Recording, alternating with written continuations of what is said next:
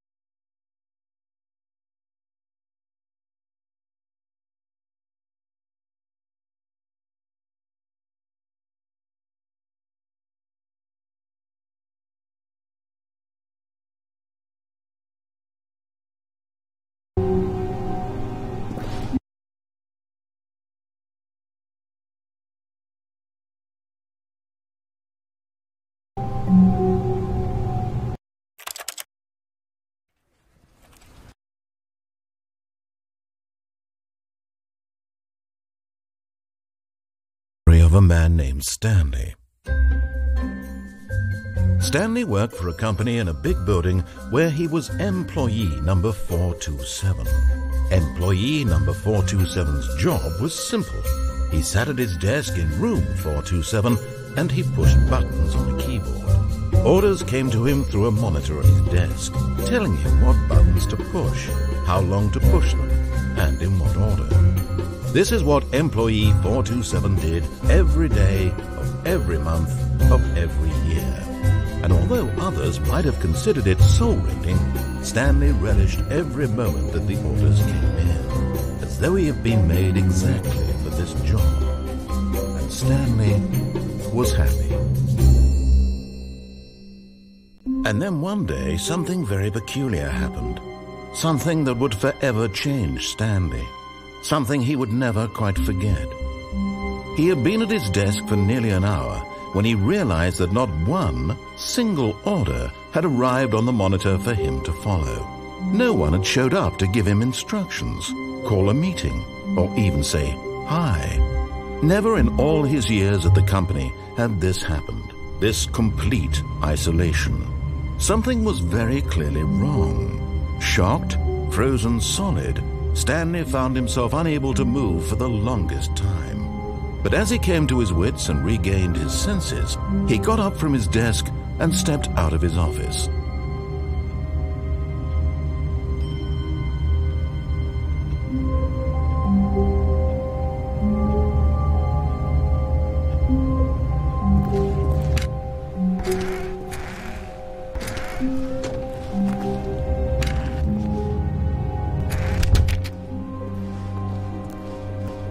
Already this was uncomfortable, and Stanley decided that as soon as he found a new space he felt safe in, that he would never leave it again in his life.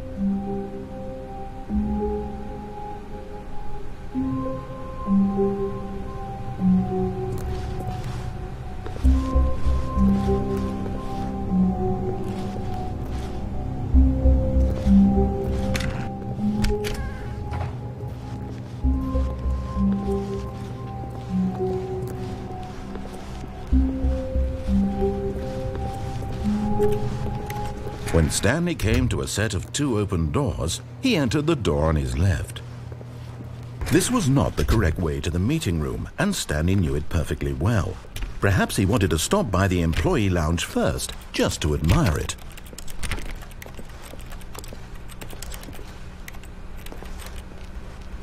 Standing now in this incredible room, Stanley for the first time understood true happiness. Then the feeling went away, and he felt sad again. Then it came back, and lingered for a minute or two. Now it's only half there, just a kind of, tingle.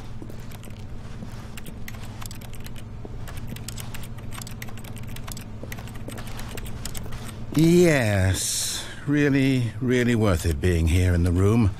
A room so utterly captivating that even though all your co-workers have mysteriously vanished, here you sit looking at these chairs and some paintings. Really worth it.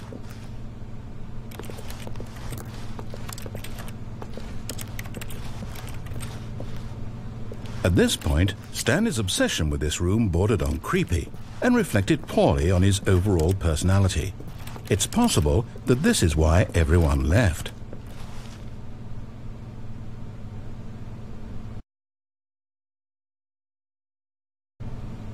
Stanley sat around waiting for more dialogue, but when a long time had passed and there was no more, he decided that the game was trying to send him a message.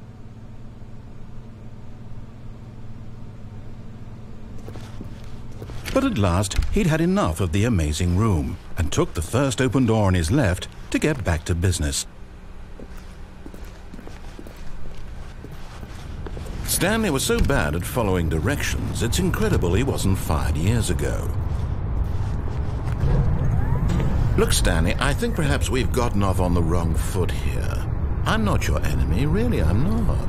I realize that investing your trust in someone else can be difficult, but the fact is that the story has been about nothing but you all this time. There's someone you've been neglecting, Stanley. Someone you've forgotten about. Please, stop trying to make every decision by yourself. Now, I I'm not asking for me, I'm asking for her.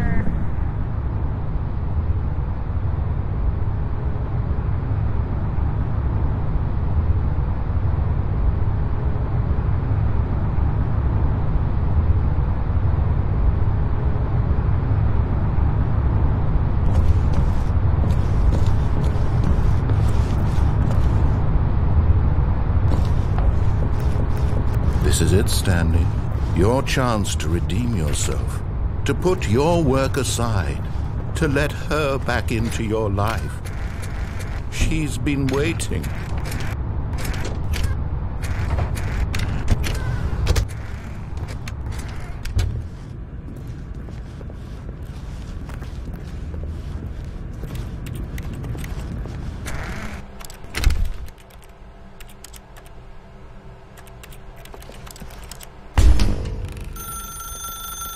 That's her, Stanley.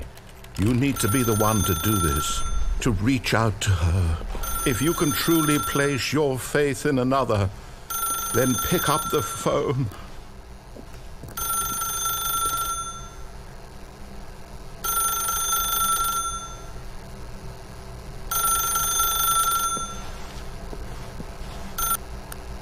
As Stanley picked up the phone, a white light engulfed him, filling him not just with radiance, but with hope. Hope for a life reunited one... Wait. Oh, goodness. Stanley, did you just unplug the phone? No, that wasn't supposed to be a choice. How did you do that? You actually chose incorrectly? I didn't even know that was possible. Let me double-check. No, it's definitely here, clear as day. Stanley picks up the phone. He's taken to his apartment where he finds his wife, and the two pledge themselves to one another. Music comes in, fade to white, roll credits. Not picking up the phone is actually somehow an incorrect course of action. How is that even possible? None of these decisions were supposed to mean anything. I don't understand. How on earth are you making meaningful choices? What did you... Wait a second. Did I just see... No, that's not possible. I can't believe it. How had I not noticed it sooner? You're not Stanley. You're a real person. I can't believe I was so mistaken. This is why you've been able to make correct and incorrect choices.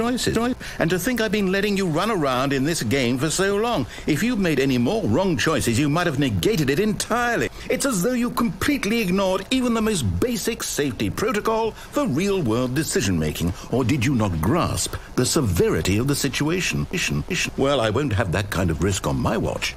I'm going to stop the game for a moment so we can educate you properly on safe decision-making in the real world. Please observe this helpful instructional video. Choice. It's the best part of being a real person, but if used incorrectly can also be the most dangerous. For example, in this scenario, a hypothetical real person named Stephen has a choice. He could spend years helping improve the quality of life for citizens of impoverished third world nations. Or he could systematically set fire to every orphan living in a 30-kilometer radius of his house. Which choice would you make? Remember that unlike here, the real world makes sense, and at no time should you make a choice that does not conform to rational logic. If you find yourself speaking with a person who does not make sense, in all likelihood, that person is not real. Allow the person to finish their thought, then provide an excuse why you cannot continue talking.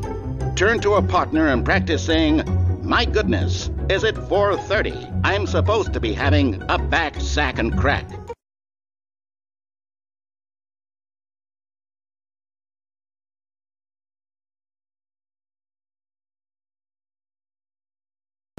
Excellent. Making choices on a regular basis is the best part to a healthy decision-making process. Most medical professionals recommend making at least 8 choices per day. Do you make more than 8? Less? And finally, if you begin to wonder if your choices are actually meaningful and whether you'll ever make a significant contribution to the world, just remember that in the vast infiniteness of space, your thoughts and problems are materially insignificant, and the feeling should subside. At this time, your instructor will guide you in an exercise to test and reinforce the material covered in this video. Welcome back. You may have noticed that this room has begun to deteriorate as a result of narrative contradiction. But not to worry. Now that you're properly informed on good decision-making, we're going to revisit a choice you made just a few minutes ago and see what the correct thing to do would have been. This way, please.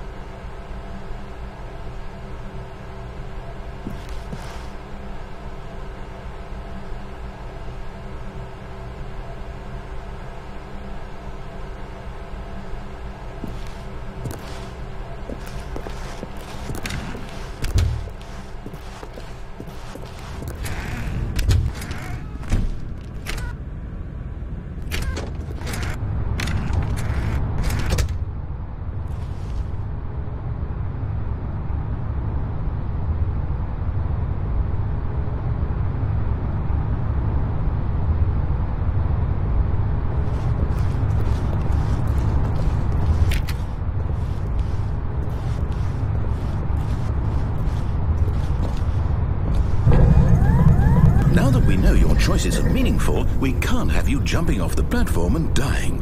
Imagine the main character dying senselessly halfway through the story. That story would make no sense at all. We just need to get you home as soon as possible before the narrative contradiction gets any worse. Unfortunately, it seems this place is not well equipped to deal with reality.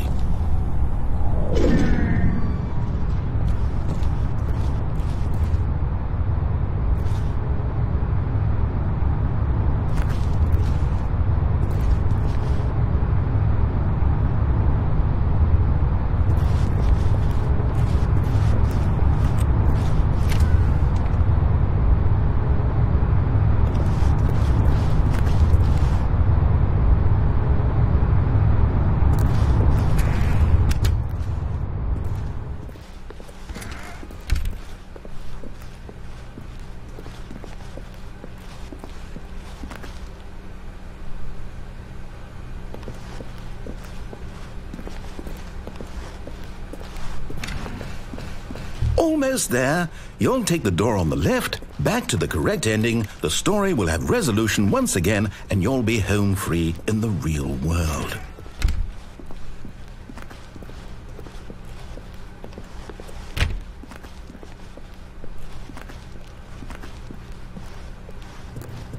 Now remember, all you need to do is behave exactly as Stanley would. That means choosing responsibly and always putting the story first. I'm quite sure you'll be up to the task. Just follow my lead and you'll be fine. All right. When Stanley came to a set of 2 open doors, he entered the door on his left.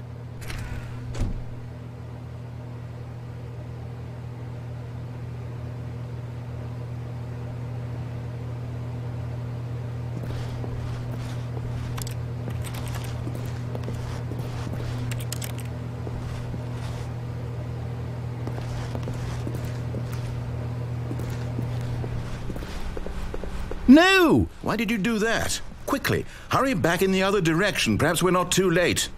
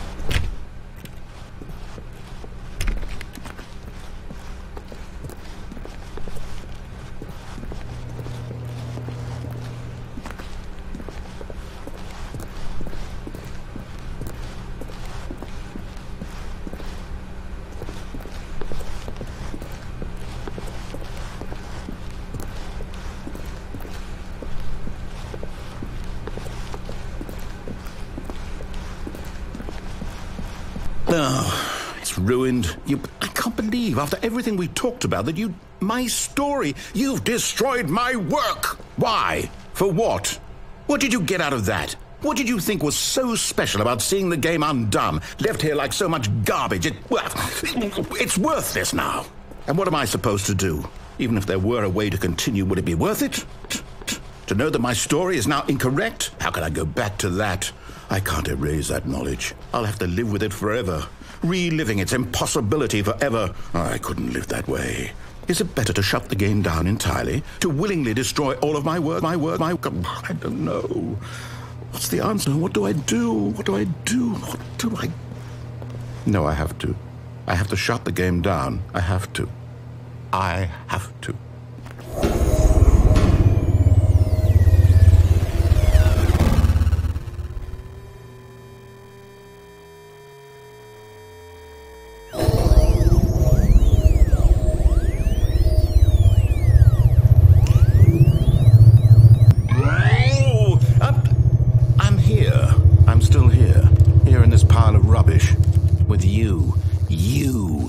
Thought you were so clever.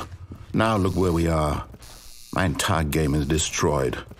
It was the only thing in the world that was mine, and you've run it into the ground. What, did you think that would be funny? You just had to see? Didn't I impress upon you how important it was to be like Stanley? He actually knows how to do what I tell him to. He understands that if I say to do something, there's a damn good reason for it. That thought hadn't even occurred to you, had it? That there's a world outside of you? You're a child. Oh, my story. If you'd just gone through the door on the left, you would have seen it. There was a whole underground facility. You would have destroyed it and been victorious. It would have been so perfect. I worked so hard on it. I tried so hard. Behave exactly as Stanley would. That means choosing responsibly and always putting the story first. I'm quite sure you'll be up to the task. Just follow my lead and you'll be fine. All right. When Stanley came to a set of 2 open doors, he entered the door on his left.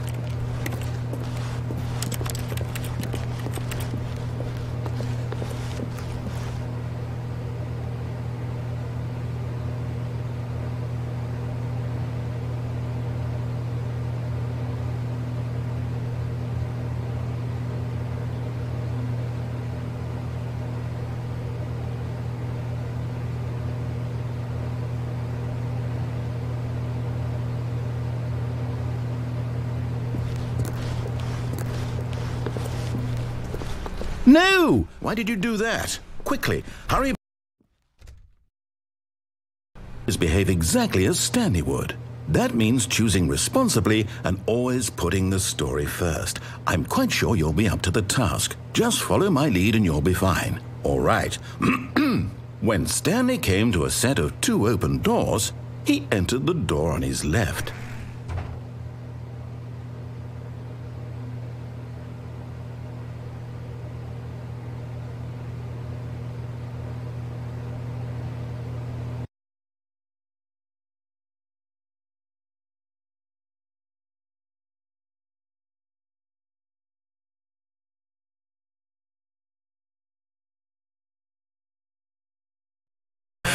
Hey Jared! Oh my god. Wait, if I curse, will he get like banned from the live stream? Or can they not hear me? Oh yeah, it is playing. Oh, hello. Is he a Speak fan? I love your work, like I'm a big fan.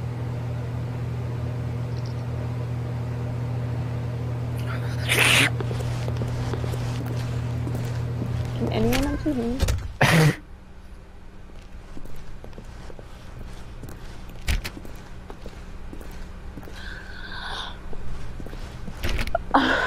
I was about to hentai moan, but I'm a bit rusty, so I wouldn't want to, like, voice crack, you know? I need to practice, man. Oh, God.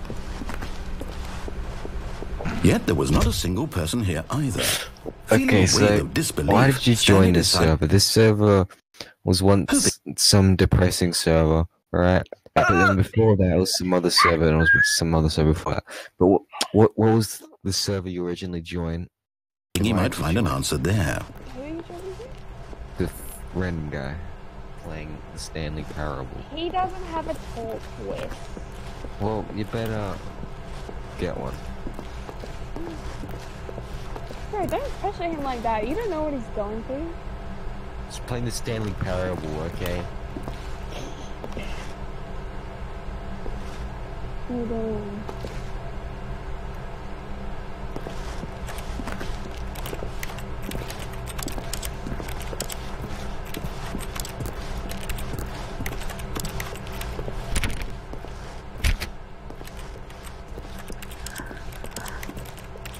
I'm gonna beat his ass. Coming to a staircase, Stanley walked upstairs to his boss's office. Like, y'all believe in abortion?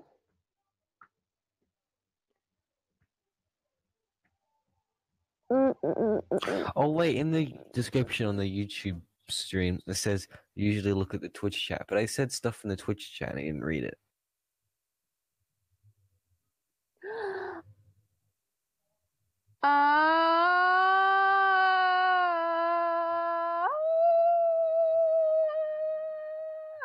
Fucking furry. I'm just warming up my vocal cords.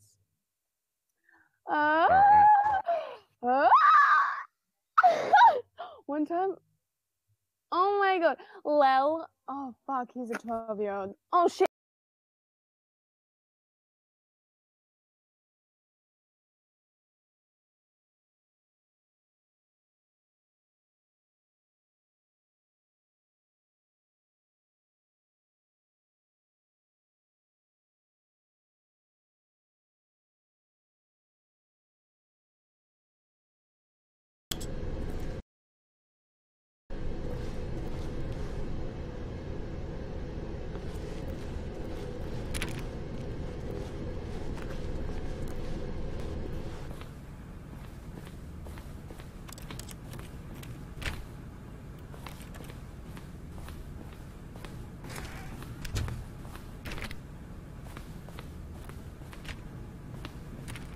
Stepping inside his manager's office, Stanley was once again stunned to discover not an indication of any human life. Shocked, unraveled, Stanley wondered in disbelief who orchestrated this, until he saw the door with a voice receiver next to it. Surely behind this door lay all the answers to his questions. And beyond all probability, he knew the passcode. He had seen it on his boss's computer just last week. Nightshark 115. Was this the code to open the door? Would it still work? There was only one way to find out. Stanley had been trained never to speak up, but now he would draw from within himself the courage to face the unknown. He drew a sharp breath and then spoke the code.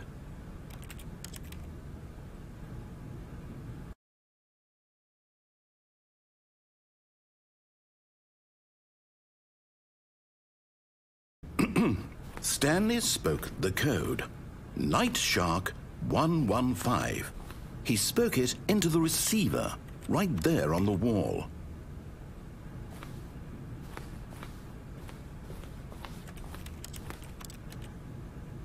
I'm sorry, is there a problem? You didn't mishear me, did you?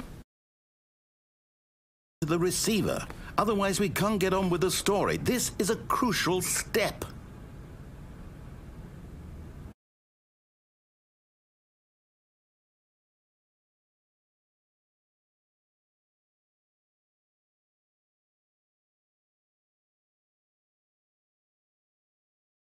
One single thing for your respect The kind of respect Stanley shows for his choices. He knows what it means to take a story seriously. If you didn't want to see what I had to show you, then why did you come here? You had a choice, you know. You could have gone through the door on the right. You could have done whatever the hell you wanted over there. Why did you come this way? Speak. Say something to me. Explain yourself, you coward. When Stanley came to a set of two open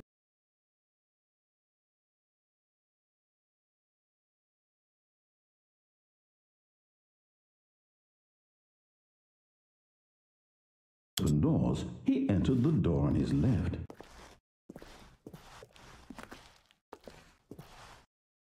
Stanley? Hello? Are you... Is everything okay? Stanley, please. I need you to make a choice. I need you to walk through the door. Are you listening to me? Can you hear me? Is everything all right? Stanley, this is important. The story needs you. It needs you to make a decision. It cannot exist without you. Do you understand me? Whatever choice you make is just fine. They're both correct. You cannot be wrong here. We can work together. I'll accept whatever you do. I simply need you to take that step forward, please. Choose. Do something. Anything. This is more important than you can ever know. I need this. The story needs it. So, you hear me? Are you there? Are you listening to this? Stanley, are you there? Okay. It's okay, I can wait. You need time to decide. Time to make sure your choice is correct. That is the best choice. That's all right. I'll wait for you to decide what's the right thing to do. Take as much time as you need.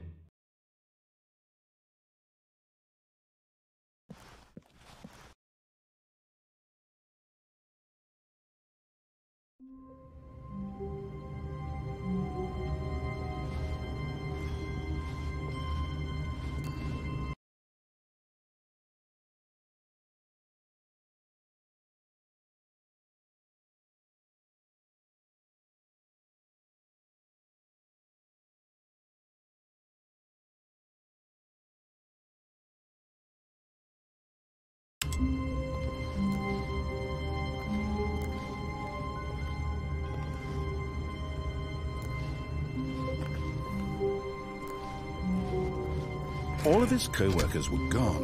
What could it mean? Stanley decided to go to the meeting room. Perhaps he had simply missed a memo.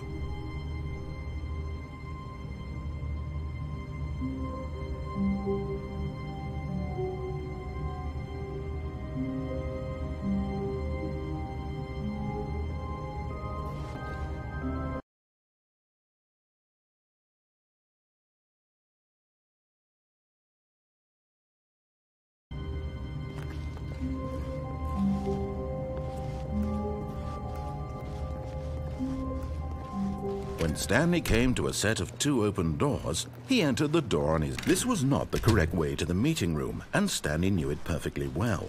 Perhaps he wanted to stop by the employee lounge first, just to admire it. Stanley felt lightheaded, butterflies in his stomach, but eager to get back to business, Stanley took the first open door on his left. Stanley was so bad at following directions, it's incredible he wasn't fired years ago. Look, Stanley, I think perhaps we've gotten off on the wrong foot here. I'm not your enemy, really, I'm not. I realize that investing your trust in someone else can be difficult, but the fact is that the story has been about nothing but you all this time. There's someone you've been neglecting, Stanley. What? Really? I was in the middle of something. Do you have zero consideration for others? Are you that convinced that I want something bad to happen to you? Why, I don't know how to convince you of this, but I really do want to help you, to show you something beautiful. Look, let me prove it. Let me prove that I'm on your side. Give me a chance. Now listen carefully, this is important. Stanley walked through the red door.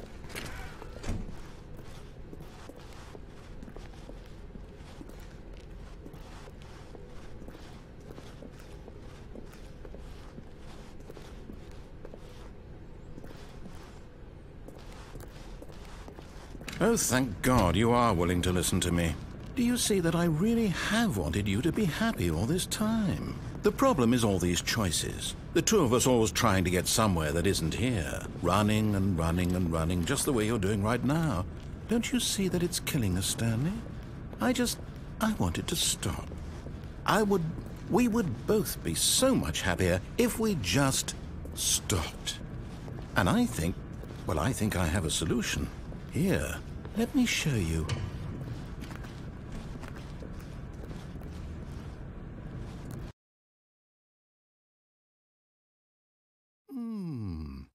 What do we want? What are we looking for?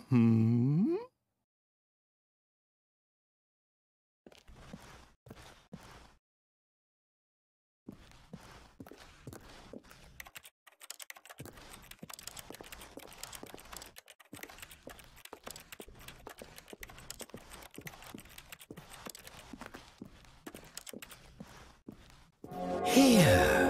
Yes. Oh, it's beautiful, isn't it? If we just stay right here, right in this moment with this place, Stanley, I think I feel happy.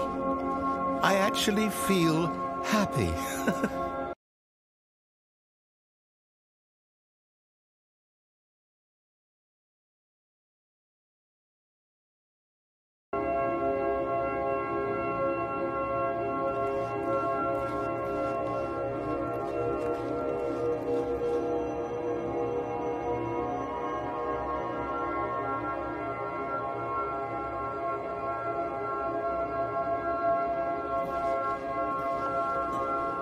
No, wait.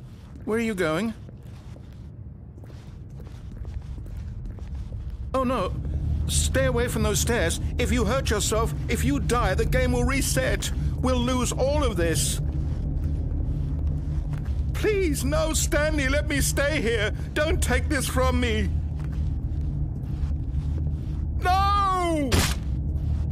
Oh, thank God you lived. You had me worried there for a moment. Now, can we please get back to the other room?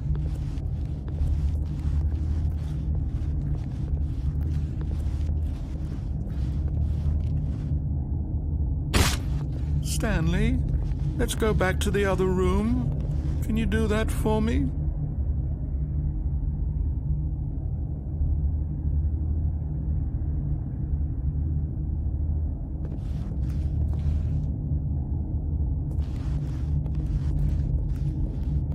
My God, is this really how much you dislike my game?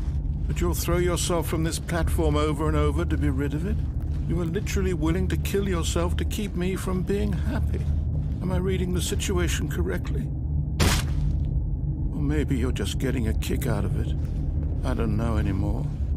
I just wanted us to get along. But I guess that was too much to ask. It looks like you wanted to make a choice after all. Well, this one is yours. Is it over? It's going to restart, isn't it? I'm going back.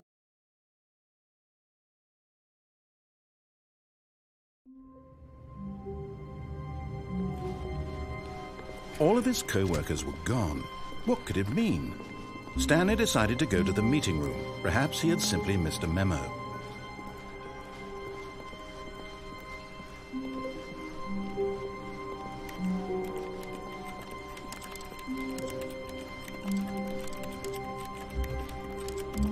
When Stanley came to a set of two open, this was not the correct way to the meeting room, and Stanley knew it perfectly well. Perhaps he wanted to stop by the employee lounge first, just to admire it. The lounge was grand, majestic, perhaps, but eager to get back to business, Stanley took the first open door on his left. And so he detoured through the maintenance section, walked straight ahead to the opposite door, and got back on track.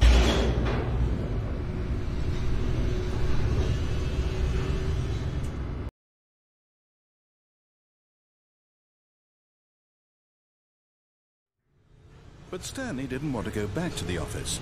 He wanted to wander about and get even further off track. So now in order to get back, he needed to go, Well, from here it's, left.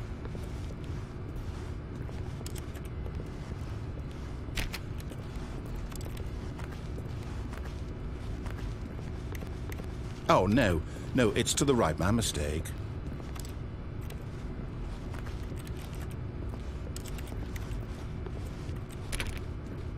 No, not the right.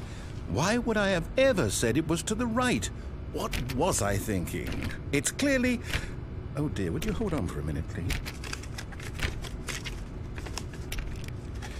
Now, let's see. We went down right, left, down, left, right. Yep, okay, yes.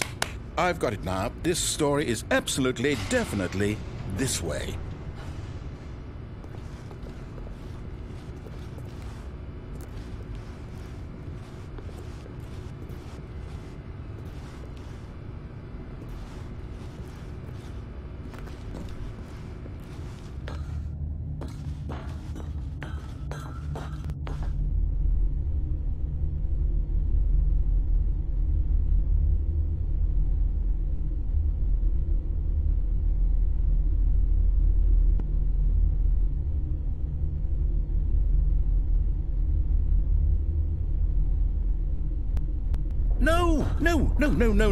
No. This isn't right at all. You're not supposed to be here yet. This is all a spoiler. Quick, Stanley, close your eyes.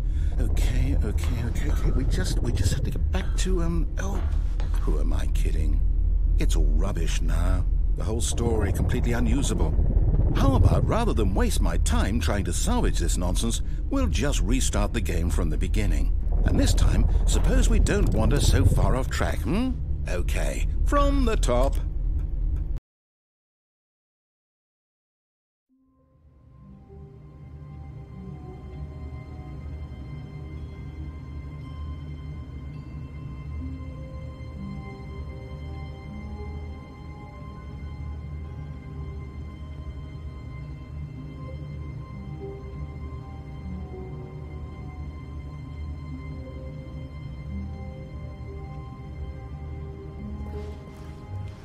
All of his co-workers were gone.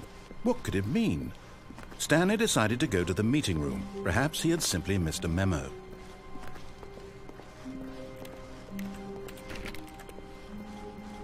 When Stanley... Wait, what? No, I restarted. I swear I definitely restarted the game over, completely fresh. Everything should be... Well, did something change? Stanley, did you change anything when we were back in that room with all the monitors? Did you move the story somewhere or... Hold on. Why am I asking you? I'm the one who wrote the story. It was right here just a minute ago. I know for sure that it's here somewhere. Okay, then. It's an adventure. Come, Stanley. Let's find the story.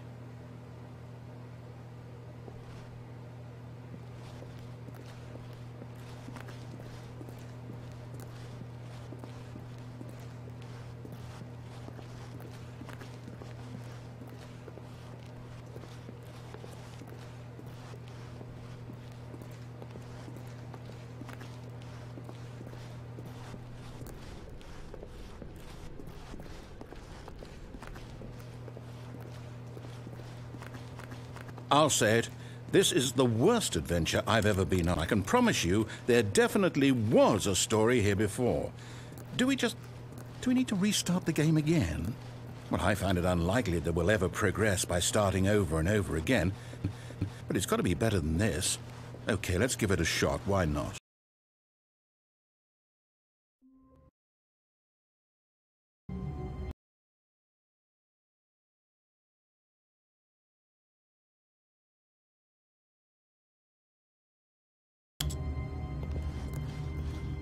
All of his co-workers were gone.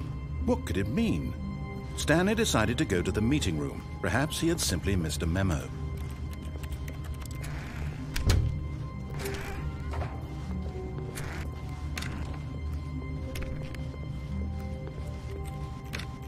Okay, yep, it's worse. I might be remembering this wrong. It's possible the story is back where we just came from. Why don't we go back the other direction and see if we missed anything?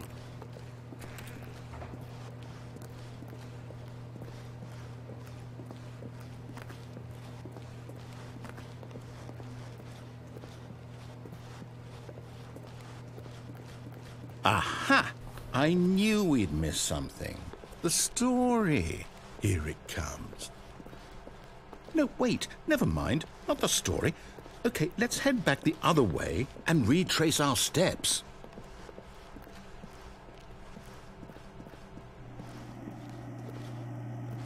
Now this... Well, I'll be honest, I don't recognize this place at all. Is this the story? I don't think so. I can't quite recall, but I believe my story took place in an office building. Is that correct?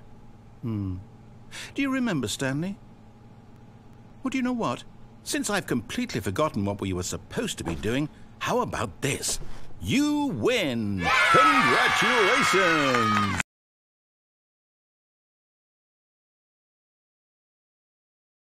I know you put in a lot of hard work, and it really paid off, so good job. Oh, no.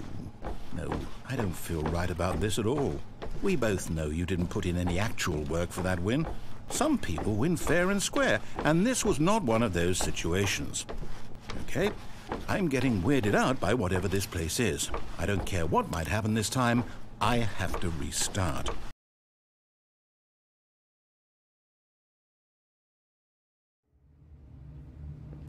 All right, I've got a solution. This time, to make sure we don't get lost, I've employed the help of the Stanley Parable Adventure Line.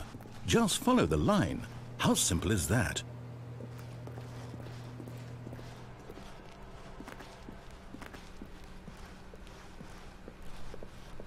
No, I'm down. We're leaving it up to the line from now on.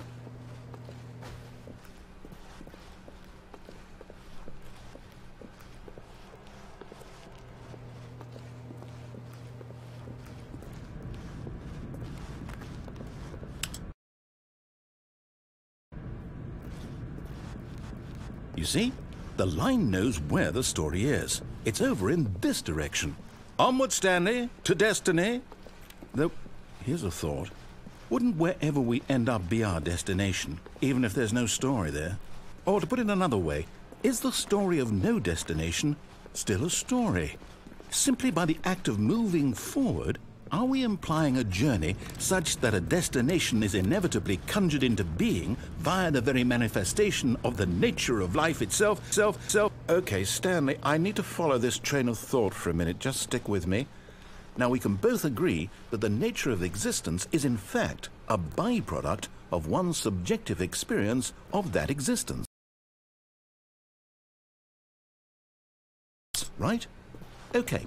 Now, if my experience of your existence rests inside of your subjective experience of this office, is this office, in fact, the skeleton of my own relative experiential mental subjective construct? Whoa.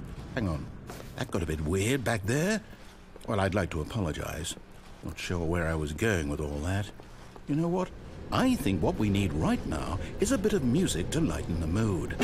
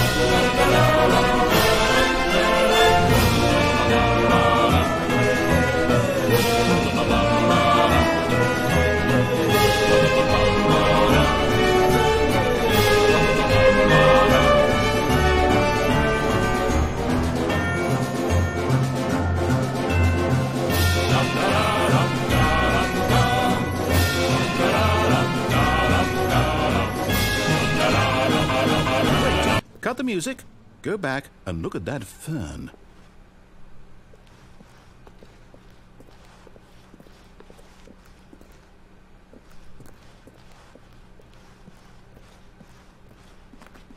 Stanley, this fern will be very important later in the story. Make sure you study it closely and remember it carefully. You won't want to miss anything.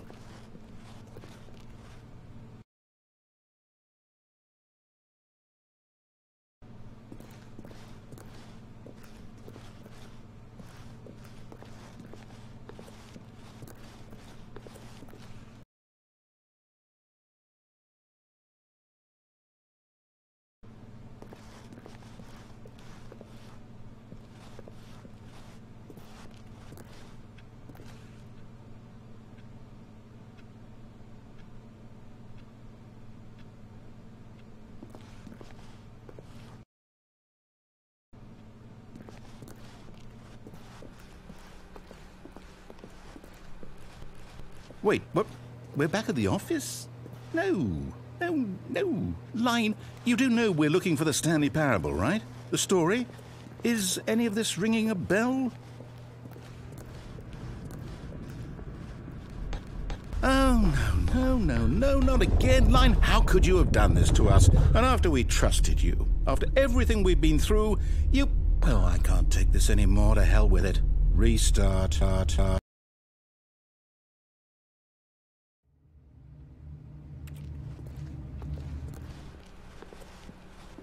You know what, Stanley? I say forget the adventure line. What's it ever done for us? We're intelligent people, right? Why can't we make up our own story? Something exciting, daring, mysterious. Ooh, this all sounds perfectly doable. Why don't we simply start wandering in, well, I don't know. How about this direction?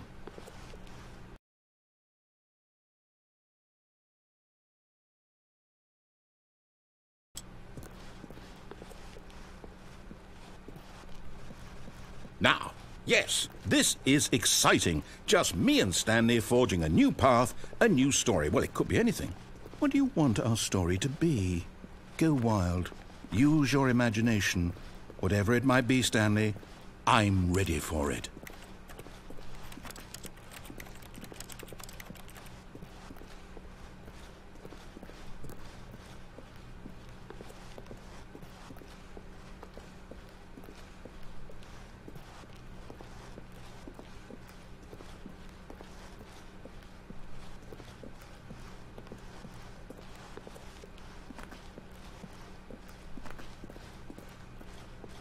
Oh, no, not you again. Stanley, I'd also like to veto the line from having any role in our awesome new story. No lines or monitor rooms. Just don't acknowledge it, and we should be fine.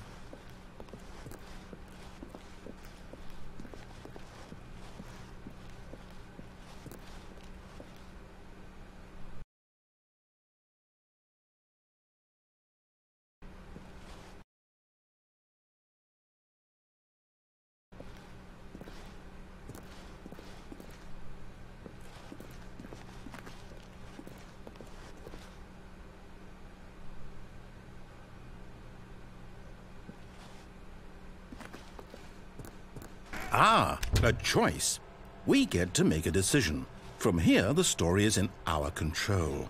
How important we mustn't squander the opportunity. In fact, I believe I need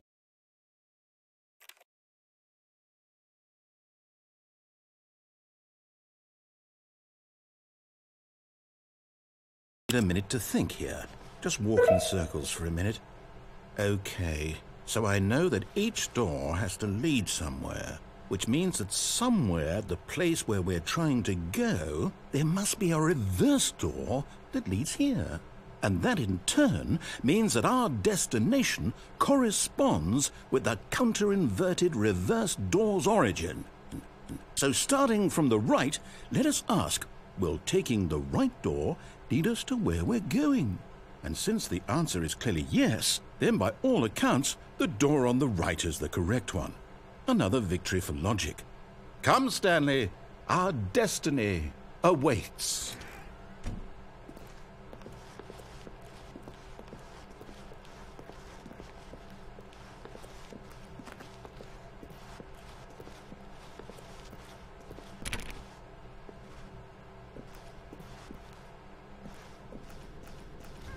Hold up, what's this? The confusion ending. You're telling me that's what this is? It's all one giant ending? And we're supposed to restart the game, what, eight times? That's really how all this goes? It's all determined? So now, according to the schedule, I restart again. Then what? Am I just supposed to forget? Well, what if I don't want to forget?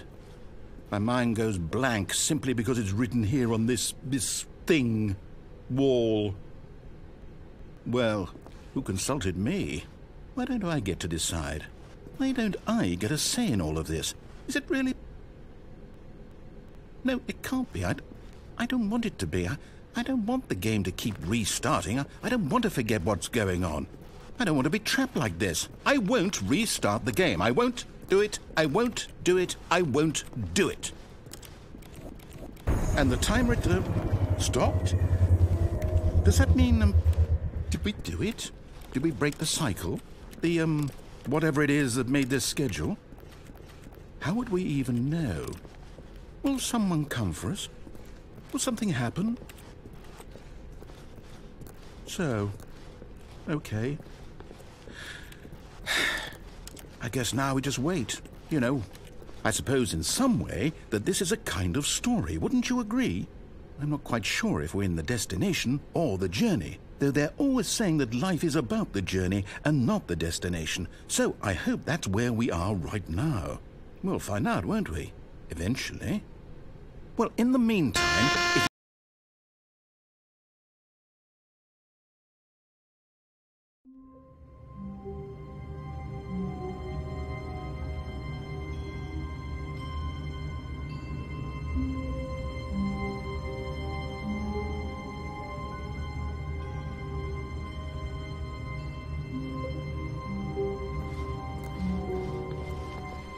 all of his co-workers were gone.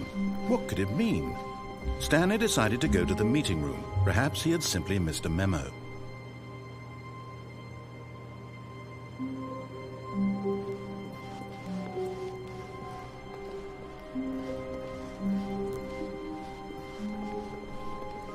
When Stanley came to a set of two open, this was not the correct way to the meeting room, and Stanley knew it perfectly well.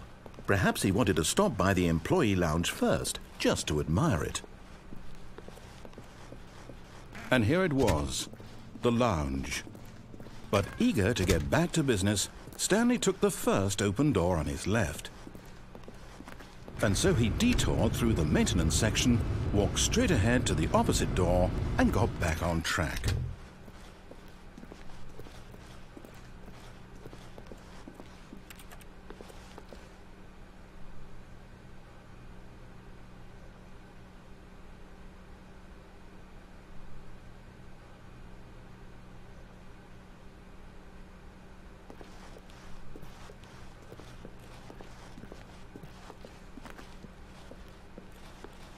Yet there was not a single person here either. Feeling a wave of disbelief, Stanley decided to go up to his boss's office, hoping he might find an answer there.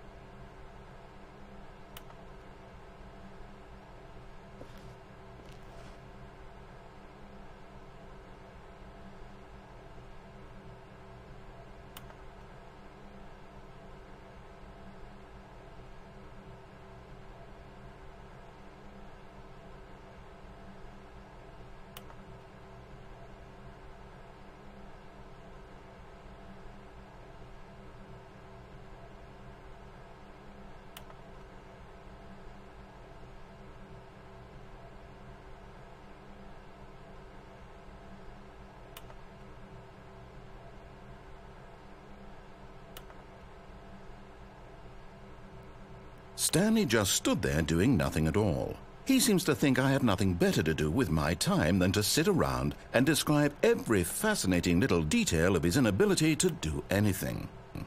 This is why Stanley and I are on such good terms.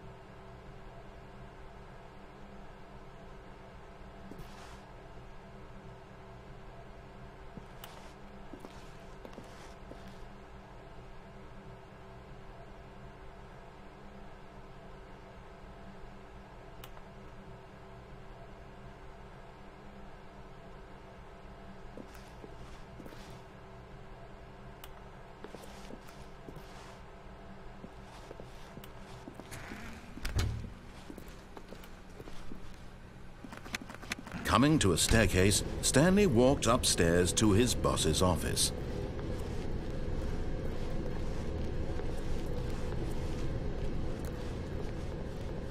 But Stanley just couldn't do it. He considered the possibility of facing his boss. Admitting he had left his post during work hours, he might be fired for that. And in such a competitive economy, why had he taken that risk? All because he believed everyone had vanished? His boss would think he was crazy. And then something occurred to Stanley. Maybe, he thought to himself, maybe I am crazy. All of my co-workers blinking mysteriously out of existence in a single moment for no reason at all? None of it made any logical sense. And as Stanley pondered this, he began to make other strange observations. For example, why couldn't he see his feet when he looked down? Why did doors close automatically behind him wherever he went? And for that matter, these rooms were starting to look pretty familiar. Were they simply repeating? No, Stanley said to himself, this is all too strange. This can't be real. And at last, he came to the conclusion that had been on the tip of his tongue. He just hadn't found the words for it. "I'm dreaming!" he yelled. "This is all a dream." Oh, what a relief Stanley felt to have finally found an answer, an explanation. His co-workers weren't actually gone. He wasn't going to lose his job. He wasn't crazy after all. And he thought to himself, I suppose I'll wake up soon. I'll have to go back to my boring real-life job pushing buttons. I may as well enjoy this while I'm still lucid. So he imagined himself flying and began to gently float above the ground. Then he imagined himself soaring through space on a magical starfield, and it too appeared. It was so much fun, and Stanley marveled that he had still not woken up. How was he remaining so lucid? And then perhaps the strangest question of them all entered Stanley's head. One he was amazed he hadn't asked himself sooner. Why is there a voice in my head dictating everything that I'm doing and thinking? Now the voice was describing itself being considered by Stanley, who found it particularly strange. I'm dreaming about a voice describing me, thinking about how it's describing my thoughts, he thought. And while he thought it all very odd and wondered if this voice spoke to all people in their dreams, the truth was that, of course, this was not a dream. How could it be? Was Stanley simply deceiving himself, believing that if he's asleep, he doesn't have to take responsibility for himself? Stanley is as awake right now as he's ever been in his life. Now, hearing the voice speak these words was quite a shock to Stanley. After all, he knew for certain, beyond a doubt, that this was in fact a dream. Did the voice not see him float and make the magical stars just a moment ago? How else would the voice explain all that? This voice was a part of himself too. Surely, if he could just... He would prove it. He would prove that he was in control, that this was a dream. So he closed his eyes gently, and he invited himself to wake up. He felt the cool weight of the blanket on his skin, the press of the mattress on his back, the fresh air of a world outside this one. Let me wake up, he thought to himself. I'm through with this dream. I wish it to be over. Let me go back to my job. Let me continue pushing the buttons. Please, it's all I want. I want my apartment and my wife and my job. All I want is my life exactly the way it's always been. My life is normal. I am normal. Everything will be fine. I am okay.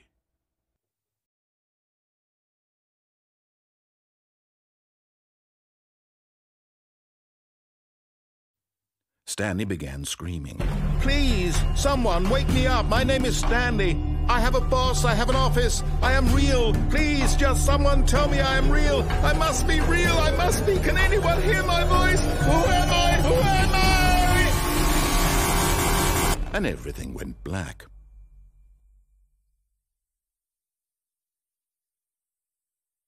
This is the story of a woman named Mariella. Mariella woke up on a day like any other. She arose, got dressed, gathered her belongings, and walked to her place of work. But on this particular day, her walk was interrupted by the body of a man who had stumbled through town talking and screaming to himself, and then collapsed dead on the sidewalk. And although she would soon turn to go call for an ambulance, for just a few brief moments she considered the strange man. He was obviously crazy, this much she knew. Everyone knows what crazy people look like. And in that moment, she thought to herself how lucky she was to be normal. I am sane. I am in control of my mind. I know what is real and what isn't. It was comforting to think this, and in a certain way, seeing this man made her feel better. But then she remembered the meeting she had scheduled for that day, the very important people whose impressions of her would affect her career, and by extension, the rest of her life. She had no time for this, so it was only a moment that she stood there, staring down at the body. And then she turned and ran.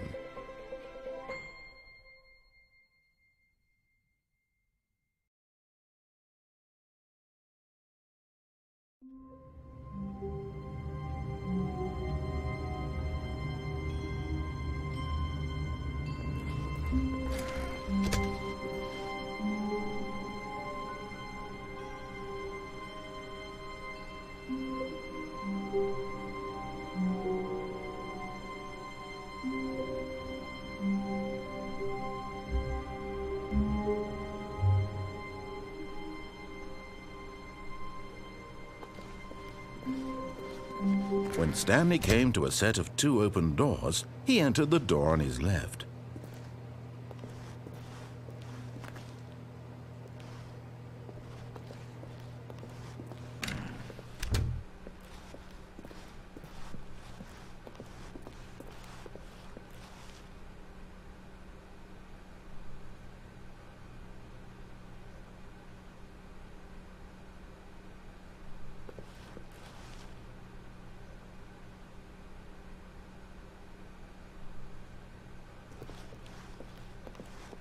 Yet there was not a single person here either. Feeling a wave of disbelief, Stanley decided to go up to his boss's office, hoping he might find an answer there.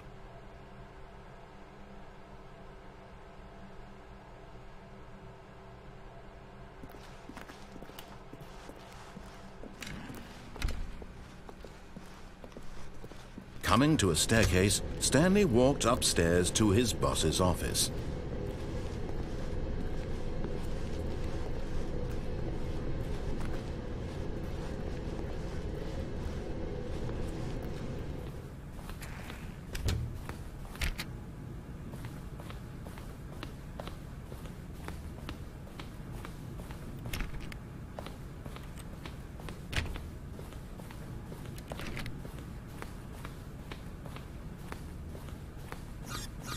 Stepping into his manager's office, Stanley was once again stunned to discover not an indication of any human life. Shocked, unraveled, Stanley wondered in disbelief who orchestrated this, what dark secret was being held from him.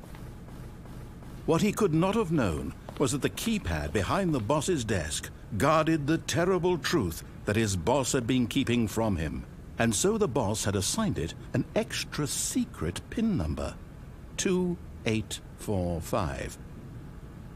But of course, Stanley couldn't possibly have known this.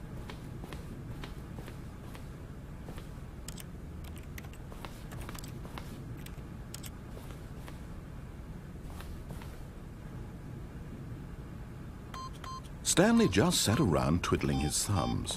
Trying to input anything on the device was useless, since he could never. Stanley simply began entering random codes into the keypad, knowing full well the sheer statistical unlikelihood that this would ever result in a correct combination. If he knew that the combo was 2845.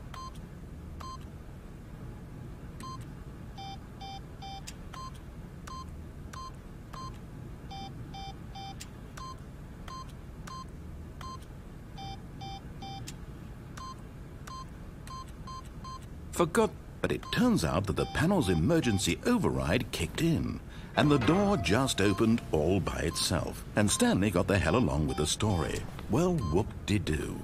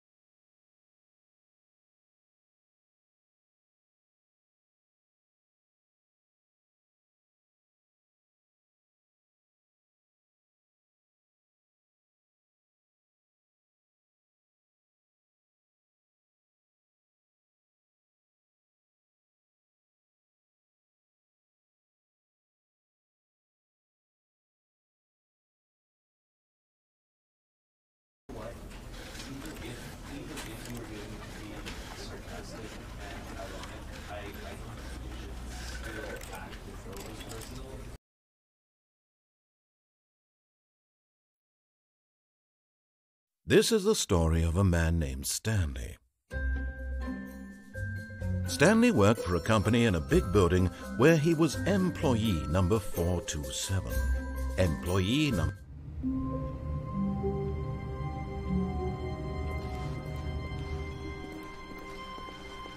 All of his co-workers were... Wait, no. This isn't the right office, is it? Is this Stanley's office?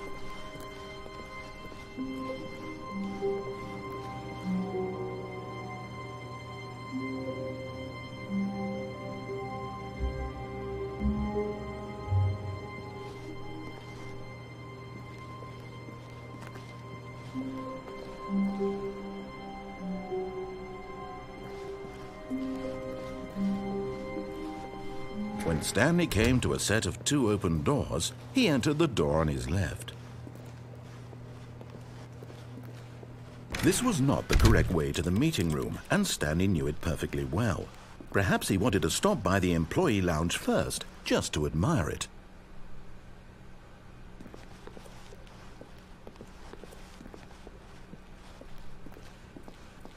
It was okay. But eager to get back to business, Stanley took the first open door on his left. Stanley was so bad at following directions, it's incredible he wasn't fired years ago. Look, Stanley, I think perhaps we've gotten off on the wrong foot here. I'm not your enemy, really, I'm not. I realize that investing your trust in someone else can be difficult, but the fact is that the story has been about nothing but you all this time. There's someone you've been neglecting, Stanley. What? Really? I was in the middle of something. Do you have zero consideration for others? Are you that convinced that I want something bad to happen to you? Why, I don't know how to convince you of this, but I really do want to help you, to show you something beautiful. Look, let me prove it. Let me prove that I'm on your side. Give me a chance. Now listen carefully, this is important. Stanley walked through the red door.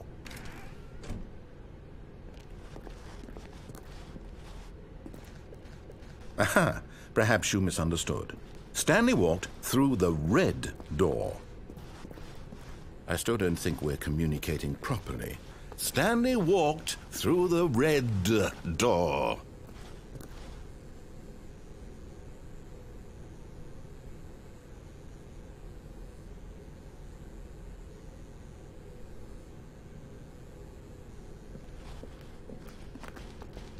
All right, fine. Go ahead, Stanley. You want to know so badly what's out there? You want to find out what lies at the end of this road you've chosen? Well, don't let me stop you. You see? There's nothing here. I haven't even finished building this section of the map because you were never supposed to be here in the first place. Broken rooms, exposed developer textures. Is this what you had wanted? Was it worth ruining the entire story I had written out specifically for you? Do you not think I put a lot of time into that? And in the end, it was all for nothing. Because this is what you wanted to see. Help me here, Stanley. Help elucidate these strange and unknowable desires of yours. What would have made this game better? What did you want to see? Vehicles? Skill trees? Work with me. You've given me absolutely nothing so far. Tell you what. Let me take a stab in the dark at a new design, and you can give me some feedback. There we go. A third option. This already feels leaps ahead of where we were before. Go ahead, Stanley. Take it for a spin. Okay, I'm going to stop you there. Now, tell me about your experience with this new version. Would you say that the game benefited from allowing you more choices? Feel free to be honest. I'm looking for some real critical feedback here. Oh, well, now this is useful. You didn't like it, but you didn't totally hate it either. You enjoyed it, perhaps is the correct term. It didn't cause you excruciating pain. Big steps we've made here today, Stanley. Here, based on the data from your previous playthrough, I've compiled a new version. And to be perfectly candid, I think I've knocked it out of the park with this one. Let's take a look.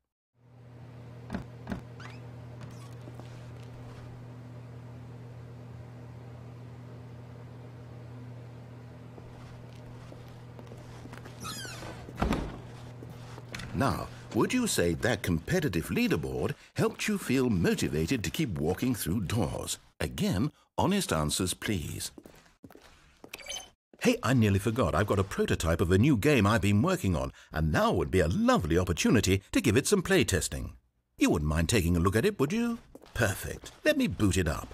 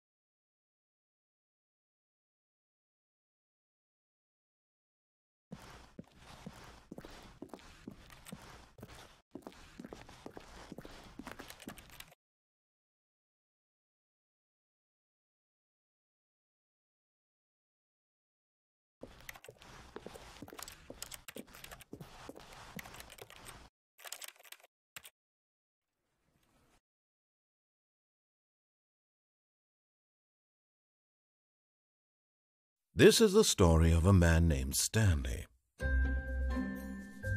Stanley worked for a company.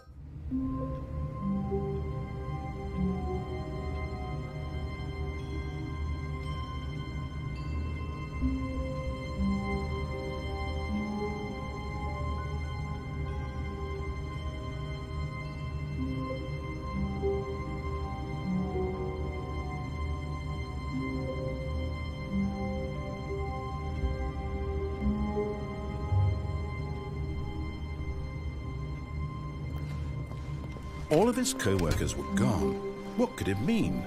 Stanley decided to go to the meeting room. When Stanley came to a set of 2 open doors, he entered the door on his left.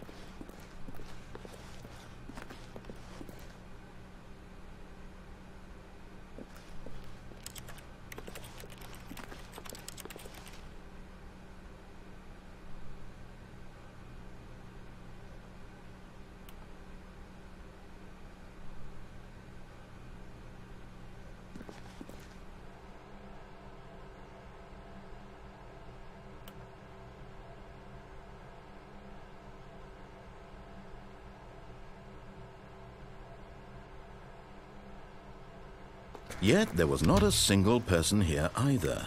Feeling a wave of disbelief, Stanley decided to go up to his boss's office. Coming to a staircase, Stanley walked upstairs to his boss's office.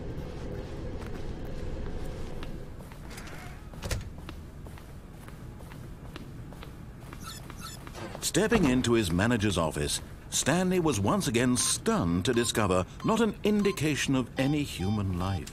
What could it mean? Stanley wondered aloud to nobody. Stanley was in such a rush to get through the story as quickly as possible, he didn't even have a single minute to just let the narrator talk. That kind of anxiety isn't healthy, so he relaxed for a few moments with some calming New Age music. Tick, tick.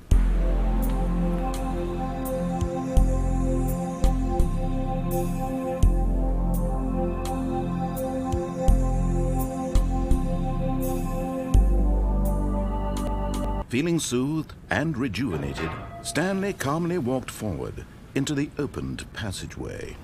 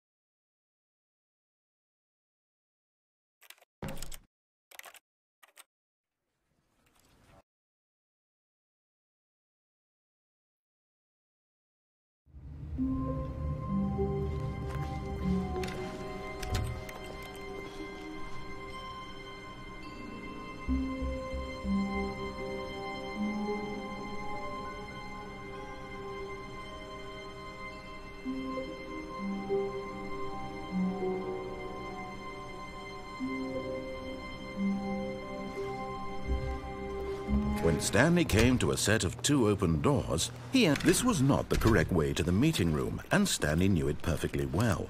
Perhaps he wanted to stop by the employee lounge first, just to admire it. It was okay.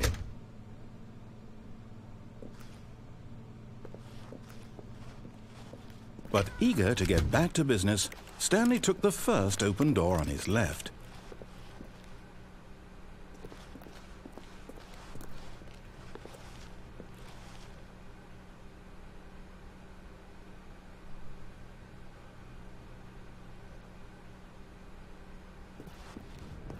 Stanley was so bad at following directions, it's incredible he wasn't fired years ago.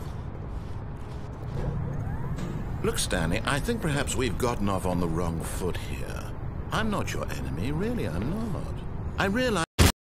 But in his eagerness to prove that he is in control of the story and no one gets to tell him what to do, Stanley leapt from the platform and plunged to his death. Good job, Stanley. Everyone thinks you are very...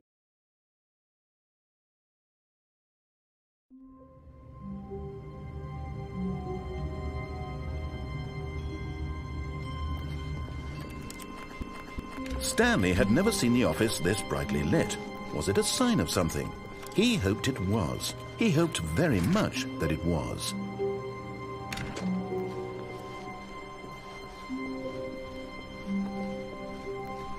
When Stanley came to a set of 2 open doors, he entered the door on his left.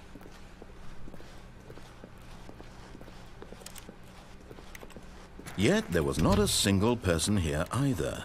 Feeling a wave of disbelief, Stanley decided to go up to his boss's office. Coming to a staircase, Stanley walked upstairs to his boss's office. But Stanley just couldn't do it. He considered the possibility of facing his boss. Admitting he had left his post during work hours, he might be fired for that.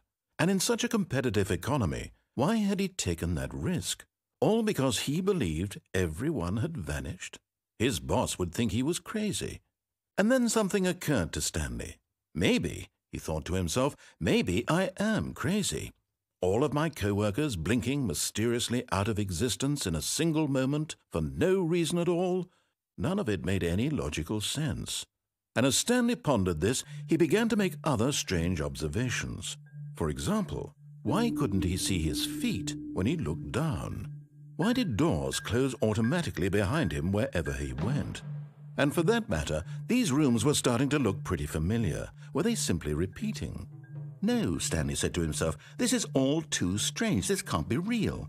And at last, he came to the conclusion that had been on the tip of his tongue. He just hadn't found the words for it. I'm dreaming, he yelled. This is all a dream. Oh, what a relief Stanley felt to have finally found an answer, an explanation. His co-workers weren't actually gone. He wasn't going to lose his job. He wasn't crazy after all. And he thought to himself, I suppose I'll wake up soon. I'll have to go back to my boring real-life job pushing buttons. I may as well enjoy this while I'm still lucid. So, he imagined himself flying and began to gently float above the ground. Then he imagined himself soaring through space on a magical starfield, and it too appeared. It was so much fun, and Stanley marveled that he had still not woken up. How was he remaining so...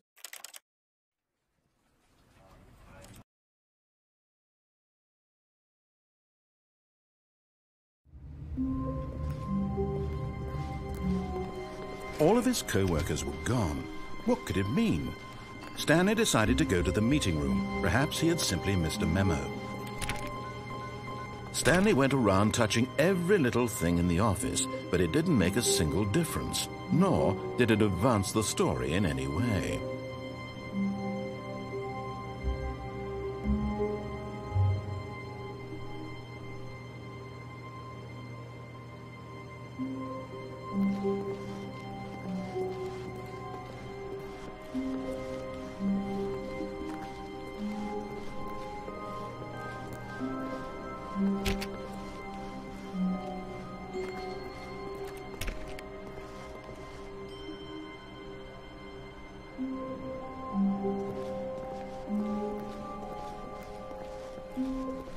When Stanley came to a set of 2 open doors, he entered the door on his left.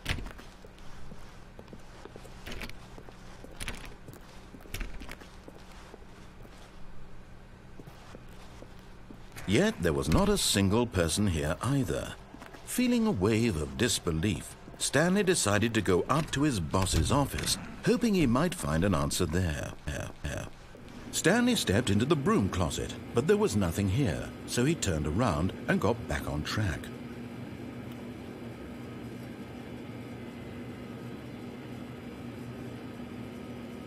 There was nothing here. No choice to make, no path to follow, just an empty broom closet. No reason to still be here.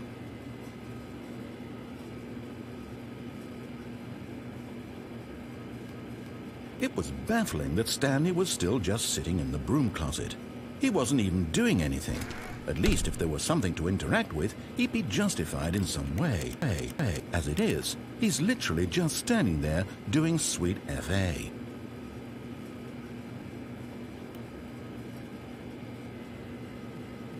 Are you really still in the broom closet? Standing around doing nothing?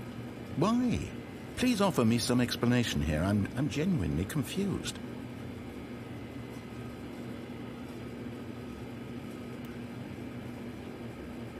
You do realize there's no choice or anything in here, right? If I'd said Stanley walked past the broom closet, at least you would have had a reason for exploring it to find out. But it didn't even occur to me because literally this closet is of absolutely no significance to the story whatsoever. I never would have thought to mention it.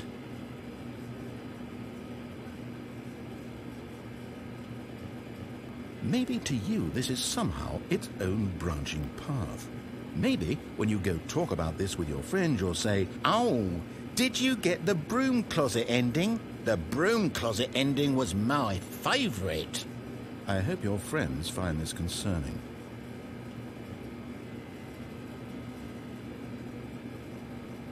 Stanley was fat and ugly and really stupid. He probably only got the job because of a family connection. That's how stupid he is. That or with drug money.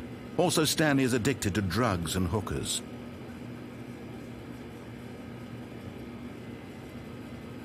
Well, I've come to a very definite conclusion about what's going on right now. You're dead. You got to this broom closet, explored it a bit, and were just about to leave because there's nothing here when a physical malady of some sort shut down your central nervous system and you collapsed on the keyboard. Well, in a situation like this, the responsible thing is to alert someone nearby so as to ensure that your body is taken care of before it begins to decompose. Hello? Anyone who happens to be nearby? The person at this computer is dead.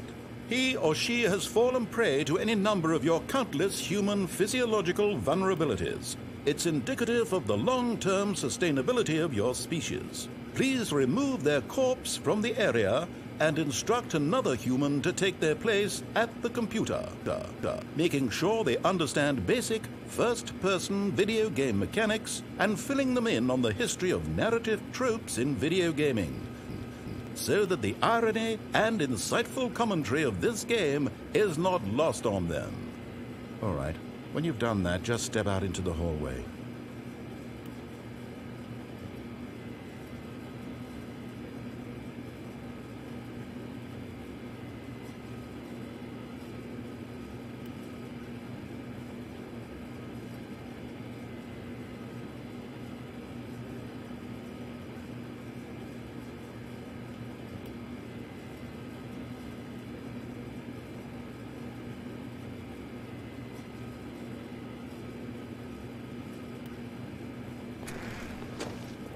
Ah, second player. It's good to have you on board. I guarantee you can't do any worse than the person who came before you. You too? Unbelievable. I'm at the mercy of an entire species of invalids. Perhaps there's a monkey nearby you can hand the controls to. A fish? Fungus? Look, you can hammer out the details. I'm not particularly picky. I'll just be waiting for when you're ready to pick up the story again.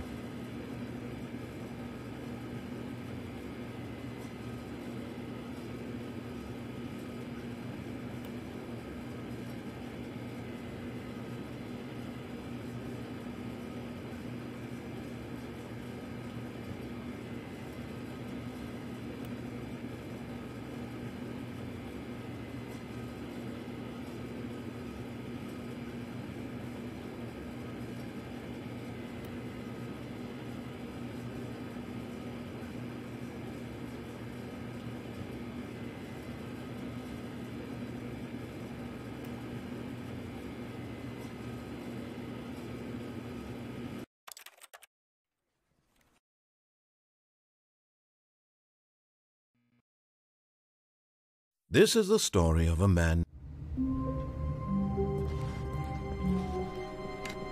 The meeting room. Yes, that's where everyone would be. Stanley just needed to get to the meeting room, and from then on, he would never be alone ever again. When Stanley came to a set of 2 open doors, he entered the door on his left.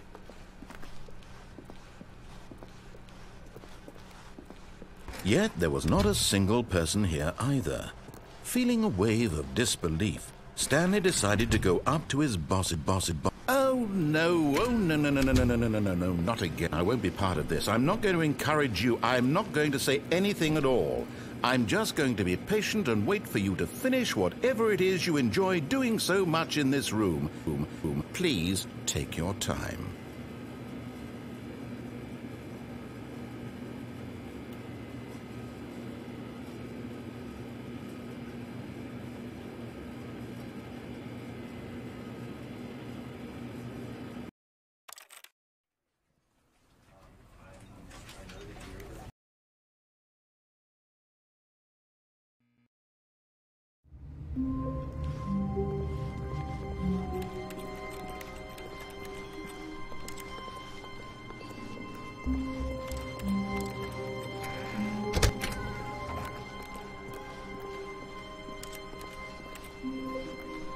When Stanley came to a set of 2 open doors, he entered the door on his left.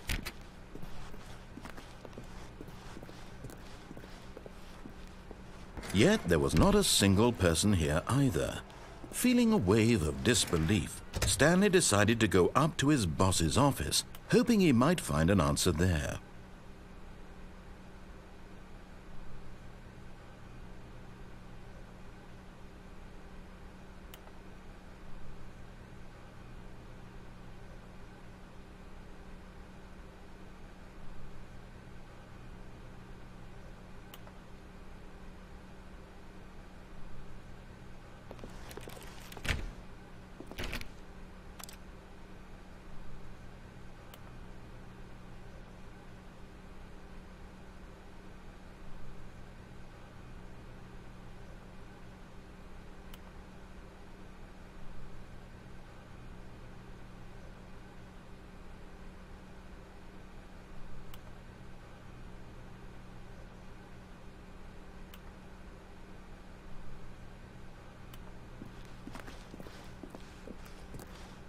Coming to a staircase, Stanley walked upstairs to his boss's office.